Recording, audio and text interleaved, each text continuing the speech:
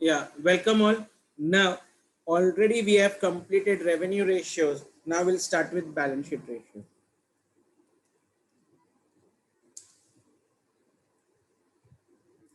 For balance sheet ratios, there are various types of balance sheet ratio. One, current ratio. Second, quick ratio.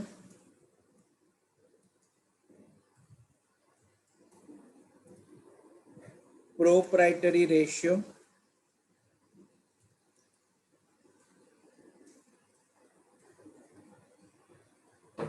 Debtor debt equity ratio.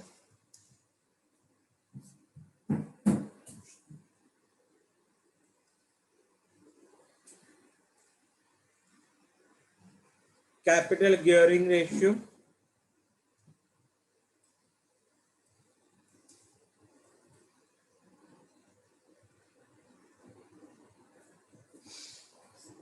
Stock working capital ratio.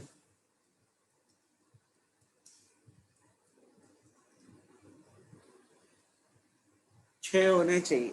Yes.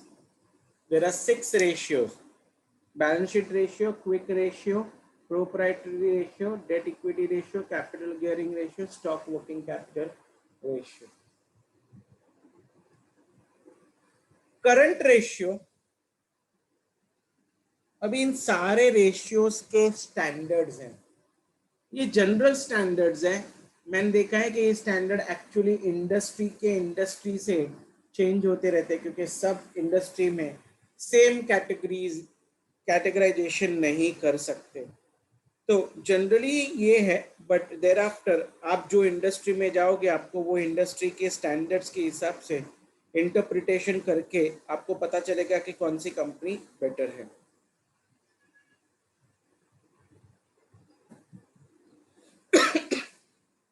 Now, current ratio is current assets upon current liability. Numerator upon denominator. It is express, उसका standard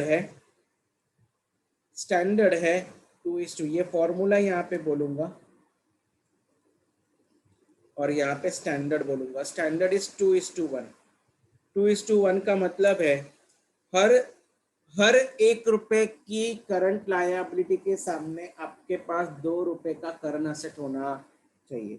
अगर ऐसा है तो आपकी current solvency, मतलब short term solvency अच्छी है.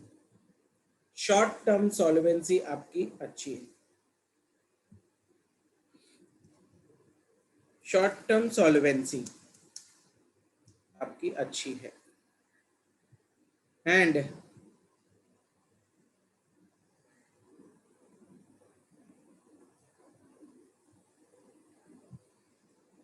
you can say banker, because mainly working capital, current assets and current liability, mainly working capital, and working capital is a short term fund. Short term funds is generally provided by bank in the form of overdraft. Is that very clear? तो bank वाले current ratio को बहुत importance देते हैं. Thereafter, next comes is quick ratio. Next comes is quick ratio. Quick ratio is also called as asset test ratio. Generally it is quick assets upon quick liability, लेकिन quick liability के बजाय generally लोग current liability भी use करते हैं. तो instead of quick liability current liability use करते हैं. कब यूज कर सकते हैं? With an assumption that quick liability is equal to current liability. Now, sir, what is difference between quick assets and current assets, and what is difference between quick liability and current liability? Yeah, please. बताइए please.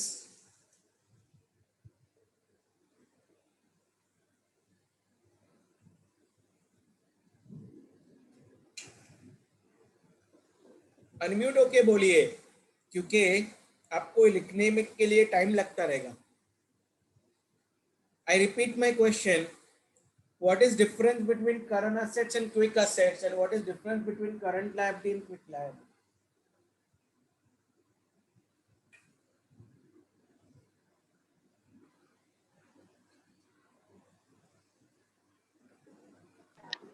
Sir, current assets has a inclusion of stocks and prepaid expenses, whereas quick assets does not include the stock and prepaid expense.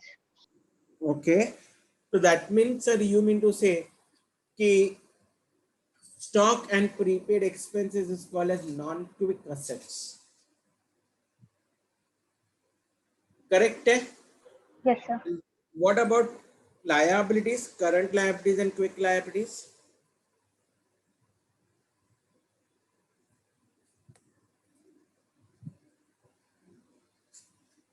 Yes. Sir, it is the exclusion of bank OD and advance income. Okay. Okay. Very good. Correct. Very good. Yes, yes, yes. Very, very clear that current assets, yeah, current assets is made up of two types of assets, quick assets, non-quick assets. Similarly, current liability is also made up of two liabilities, that is quick liability and current liability. Non-quick liability, I'm sorry. Now,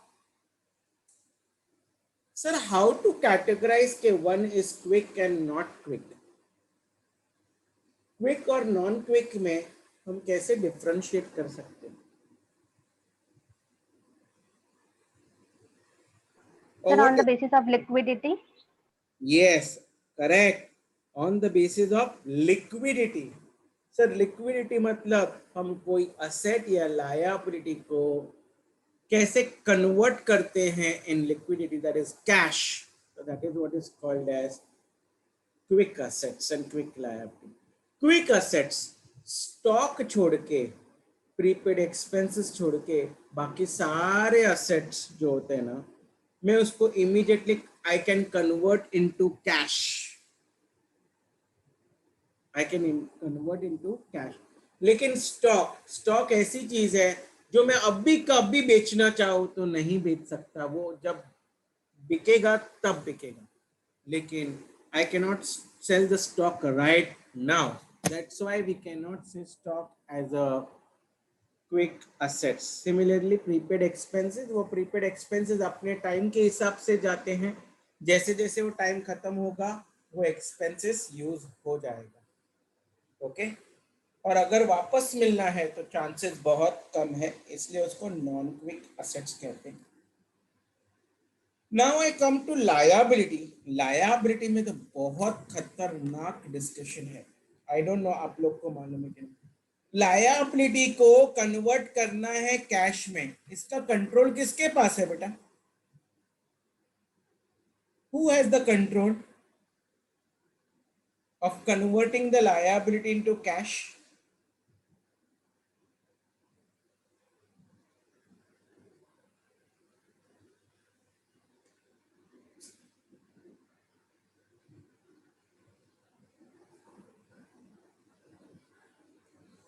अपने पास है,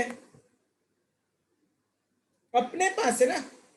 liability मतलब क्या, मुझे आप बताइए. उधार किसने लिया है? उधार हमने लिया है. हम उधार कैसे खत्म कर सकते हैं? हम आप पैसा दे दो, खत्म हो जाएगा. तो who has the control, who has the control of converting the liability into cash? We ourselves. So can I say, frankly speaking, every liability is quick. Correct? Am I saying correct? क्या आपको समझ रहा है मैं क्या बड़बड़ कर रहा हूं?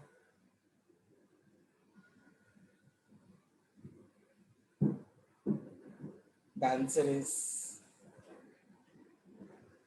yes. बोलो बोलो, अनम्यूट होके बोलो, कोई प्रॉब्लम नहीं है. Thank you. समझ रहे हैं ना? क्योंकि आप लोग को मैं देख नहीं पा रहा हूं तो मुझे नहीं समझ रहा है कि आप लोग को समझ रहा है कि नहीं. आपकी आंखें या चेहरे के एक्सप्रेशन बताता है. बट यहाँ पे तो मैं सिर्फ आपको पूछ सकता हूँ because we both are not visible to each other. Okay, दो लोगों ने एटलीस्ट मुझे बता दिया कि उनको समझ रहा है। तो all the liabilities are quick, but हम लोग बैंक ओवरड्राफ्ट फ्रेंकली स्पीकिंग इतना जल्दी पे नहीं कर सकते। We generally pay in a span of a year, hence we show it as bank overdraft as non-quick liability. Is that very clear? Okay. तो we proceed. तो generally क्विक लायबिलिटी, अगर current liability में हम generally ऐसा express करते, bank OD नहीं रहता है, तो all the current liabilities are consider as quick liabilities.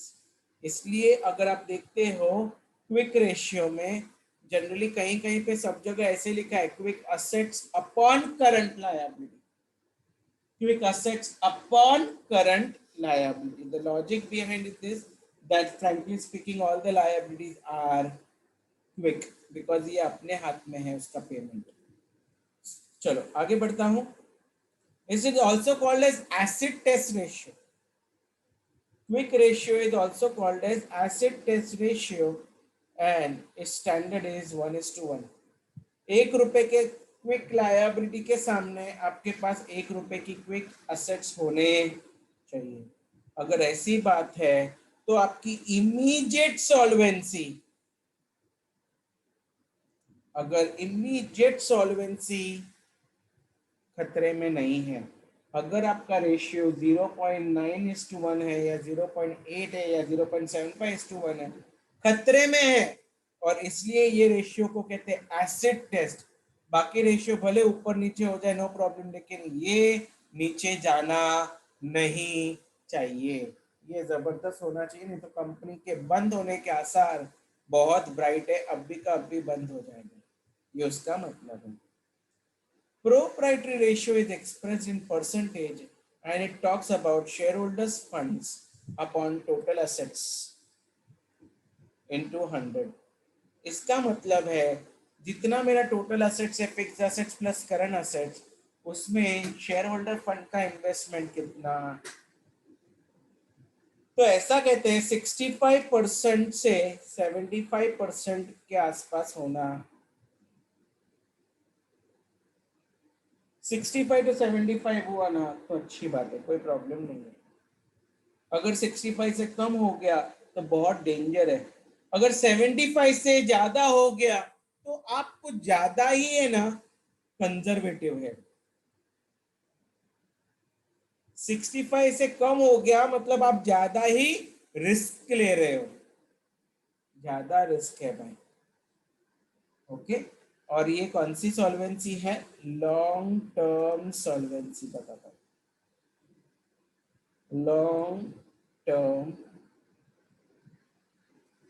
Solvency बोलता है कंपनी के दूर दूर से दुकान बंद होने के चांसेस है, हो सकते हैं अगर ये 65 से नीचे है। तो 75 से आगे है तो लेट मी टेल यू और भी लॉन्ग टर्म सॉल्वेंसी अच्छी है, लेकिन ये कंजर्वेटिव मतलब नॉन रिस्की सिचुएशन है। ओके, और 65 से नीचे कुछ ज्यादा ही रिस्की सिचुएशन है। इसका मतलब क्या मैं ऐसे कहूं कि आपका पैसा 65 रुपीज इन्वेस्ट होने चाहिए बिजनेस में और बाहर वाले का पैसा 35 रुपीज इन्वेस्ट होना चाहिए, लेकिन डेट इक्विटी रेशियो ऐसा नहीं बोलता है। Debt equity ratio, D debt equity ratio मतलब debt upon equity. Debt, debt मतलब बोरोड फंड्स एंड इक्विटी मतलब शेयर होल्डर्स फंड्स। तो मैं यहां पे लिखता हूं borrowed funds upon shareholders funds। What is the standard of this ratio? What is the standard of this ratio? बोलो बोलो जल्दी।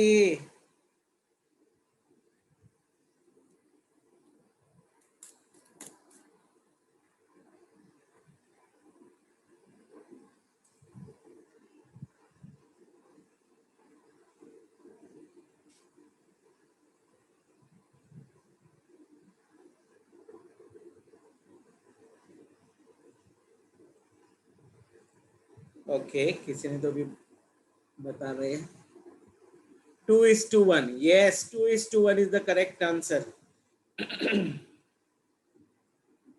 2:1. अभी इसका मतलब क्या है? इसका मतलब है सर अगर 1 रुपए की इक्विटी है ना तो 2 रुपए की डेट्स होने चाहिए,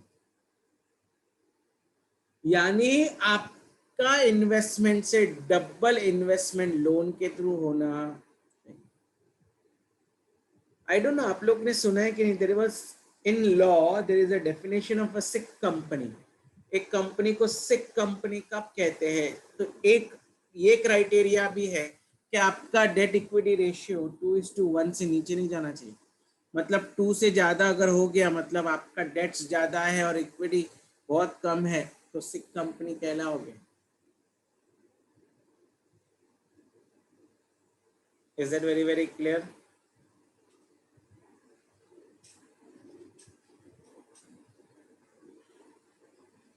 ओके, तो अभी ऊपर वाले रेशियो में बोलता है कि सर डेट 35 होने चाहिए और शेयर होल्डर्स फंड इक्विटी 65 होना चाहिए, और यहाँ पे बोल रहे हैं कि सर डेट ट्वाइस होने चाहिए इक्विटी से। दोनों कैसा पॉसिबल है? मतलब अगर प्रोप्राइटरी रेशियो अच्छा है तो डेट इक्विटी बुरा रहेगा, और अगर डेट इक्विटी अच्छा है तो प्रोप्राइटरी रेशियो बुरा रहेगा।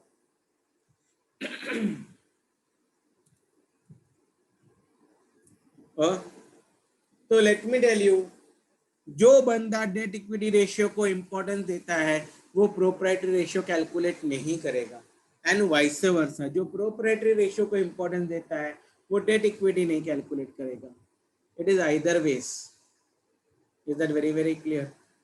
ऐसा कोई भी शेयर इन्वेस्टर नहीं है जो दोनों कैलकुलेट करेगा, नहीं। एक के लिए दूसरा मायने नहीं रखता है, मतलब वो बुरा होगा तो चलेगा, वो हैप्पी है। तो एक्चुअली कौन सा अच्छा है? तो let me tell you, proprietary ratio is more toward conservative form and debt equity ratio is more towards risk. More the risk more the rewards, yes और नो? आपने देखा है? तो debt equity ratio, risk low, risk low ऐसा बोलते हैं क्योंकि जितना रिस्क लोगे उतना तुम आगे और अच्छी तरह से बढ़ोगे। ये पोटेंशियल बोलना चाहते हैं। मैं ज्यादा मतलब मैं इसके ऊपर बहुत हैमर करता था when I used to teach financial management. जब रेशियो एनालिसिस का जब एक्चुअल लेक्चर ले रहा हूँ तब डेट इक्विटी रेशियो के ऊपर मैं बहुत ज्यादा इंपॉर्टेंस देता हूँ। आपकी जिंदगी में उसका इंपॉर्टेंस बहुत है। लोग बोलते हैं कि लोन्स नहीं लेने चाहिए, ओके, लोन्स के बिना लोन से जिंदगी अच्छा चलाइए, ओके, ऐसा बोलते हैं। पैर उतने ही फैलाओ जितनी तुम्हारी चादर है।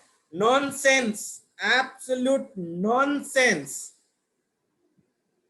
बड़े सपने देखो, लोन लो and you take a risk, you go ahead, don't stop yourself, don't see smaller dreams, okay. Dreams ऐसे होने चाहिए कि आपको डर लगना चाहिए, अरे ये अचीवेबल होंगे कि नहीं। आप अचीव करोगे तो अपने आप आपको पता चलेगा अरे जो आप इम्पॉसिबल समझ रहे थे वो एक्चुअली पॉसिबल हो गया। This is how you grow, and that is what is debt equity ratio says, okay. Capital gearing ratio, okay, ये टॉक मतलब debt equity ratio talks about concept of trading on equity. I don't know आप लोग ने सुना है कि नहीं, trading on equity. Trading on equity मतलब आपका financial leverage, there is something called leverage as a topic, financial leverage, trading on equity. तो आपके पास इंटरेस्ट लोन लेना चाहिए ताकि आप इंटरेस्ट दोगे, जितना हो सके लोन से काम चलाओ, okay, instead of investing your own funds. If you are going to earn more than what the interest you are paying, तो यानी अगर आप वो 100 रुपया इन्वेस्ट करके 15% कमाते हैं और इंटरेस्ट सिर्फ 10% मांग रहा है बैंकर, तो बेटर है आप वो 100 रुपीज इन्वेस्ट करो और 10 रुपये इंटरेस्ट पे करो, क्योंकि आप 5 रुपया अपने लिए कमाओगे बिना आपका कोई इन्वेस्टमेंट, तो that is better thing. Okay, capital gearing ratio, capital gearing ratio is securities bearing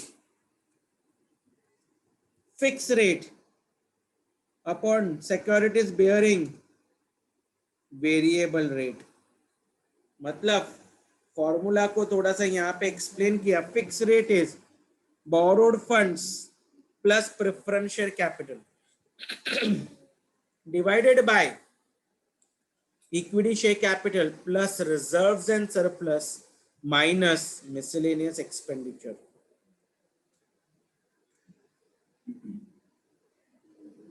तो this is your formula. Standard है, इफ यहाँ पे स्टैंडर्ड तीन टाइप के हैं, वो स्टैंडर्ड्स है। If this ratio less than 1 तो you are in low gear. if it is equal to 1 तो you are moderate gear,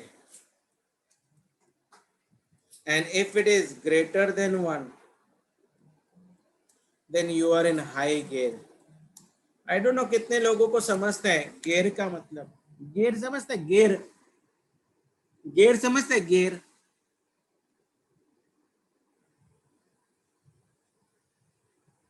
fan का जब रेगुलेटर आप 1 2 3 4 5 करते हो तो वो क्या है? वो गेयर है। ओके, तो जैसे ठंडी आती है तो आप फैन का रेगुलेटर को कम कर देते हो, 3 पे कर देते हो, या समर रहता है तो आप 5 पे कर देते हो। तो 5 पे करते हो तो ज्यादा फास्ट घूमता है पंखा, और 3 पे करते हो तो कम स्लो घूमता है पंखा। तो सिमिलरली यहाँ पे वो gear means gear of growth. Gear of growth मतलब अगर आप हाई गियर में है मतलब आपका ग्रोथ जबरदस्त हो रहा है। और गियर कब जबरदस्त होगा? जब ये रेशियो ग्रेटर देन 1 होगा। ये रेशियो ग्रेटर देन 1 कब होगा? जब न्यूमरेटर बड़ा होगा और डिनोमिनेटर छोटा होगा। न्यूमरेटर बड़ा कब होगा? जब आपका borrowed funds is more than your share capital, equity share capital से ज्यादा होगा तब। इसलिए ये रेशियो भी किसको फेवर करता है? Trading on equity. खतरनाक मतलब इतना डीप अंडरस्टैंडिंग है ना from an financial management point of view. Okay, I can talk for more than 1 hour on this particular topic, but let's proceed ahead. This is a revision, so we have to restrict. Stock working capital ratio. Stock working capital ratio is closing stock divided by working capital into 100। Less than 100% होना चाहिए।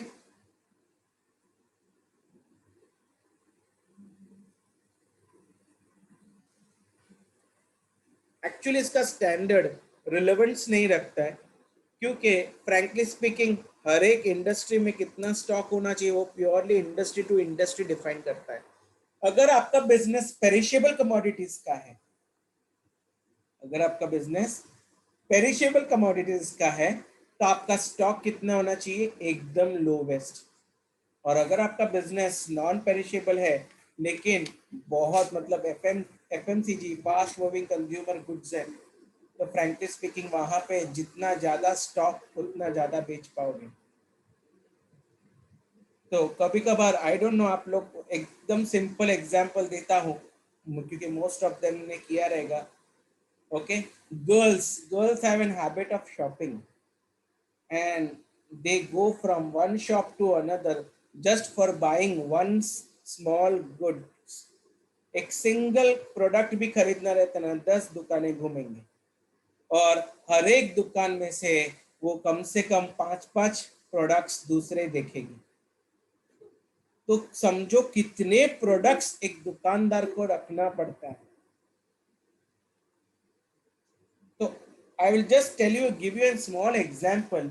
अगर हमको एक simple mobile phone लेने का रहता है, हम लोग एटलीस्ट 5 मोबाइल फोन देखते हैं, तो देखो उसको कितना स्टॉक रखना पड़ता रहेगा।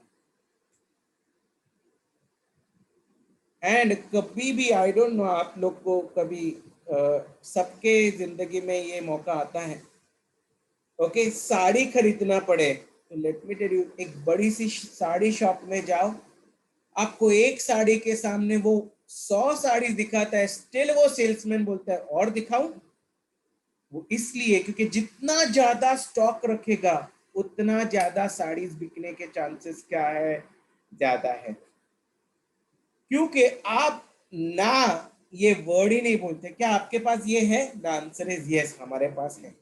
अगर दुकान में बहुत गुड्स रहेंगे तो people will tend to buy. इसलिए तो नॉर्मल ग्रोसरी शॉप में आप बाय करने जाते हो, या आप डीमार्ट या मॉल में जाओगे, तो you will buy more than what you were suppose to bye.